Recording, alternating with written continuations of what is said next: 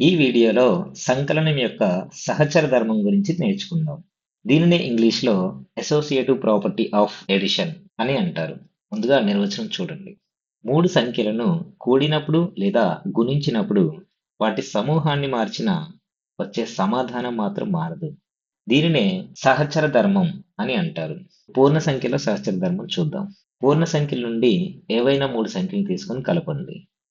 -2, 3, 5 వీటిని తీసుకుందాం. ముందుగా కుండలీకరణాల్లో ఉన్న -2 + 3 వీటిని కలిపి వచ్చిన సమాధానంతో 5ను కలుపుదాం. ఈ బ్రాకెట్లను కుండలీకరణాలు అంటారు. -2 + 3 ఎంత? 1. +5ను అలాగే రాసుకుందాం. ఇప్పుడు 1 + 5 ఎంత? 6 అవుతుంది. దీనినే మరొక విధంగా రాయొచ్చు. 3 + 5ను కలిపి వచ్చిన సమాధానంతో -2ని కలుపుదాం. 3 + 5 ఎంత? 8.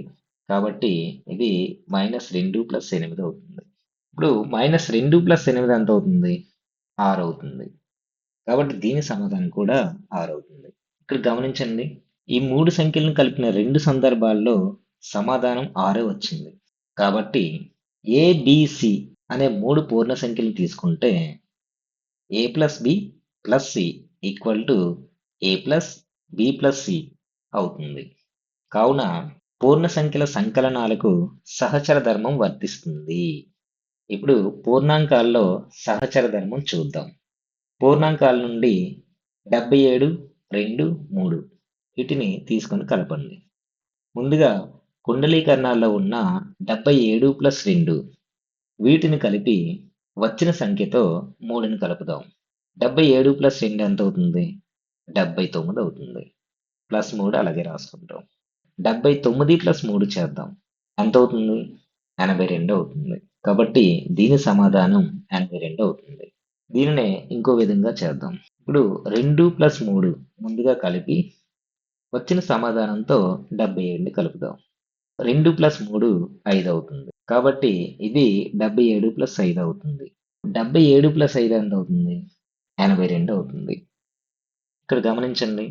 ఈ రెండు సమాధానాలు సమానంగా ఉన్నాయి.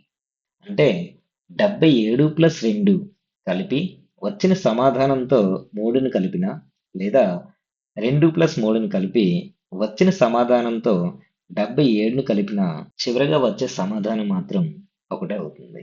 కాబట్టి పూర్ణాంకాల సంకలనాలకు సహచర ధర్మం వర్తిస్తుంది. ఇక్కడ ఒక విషయాన్ని గమనించండి. పూర్ణాంకాల్లో అయినా లేదా పూర్ణ సంఖ్యల్లో అయినా వ్యవకలనాలకు మాత్రం సహచర ధర్మం వర్తించదు. ఈ వీడియోలో మనం ఏం నేర్చుకున్నాం? పూర్ణ సంఖ్యల్లో సంకలనం యొక్క సహచర ధర్మం గురించి నేర్చుకున్నాం. అలాగే పూర్ణాంకాల్లో సంకలనం యొక్క సహచర ధర్మం గురించి నేర్చుకున్నాం.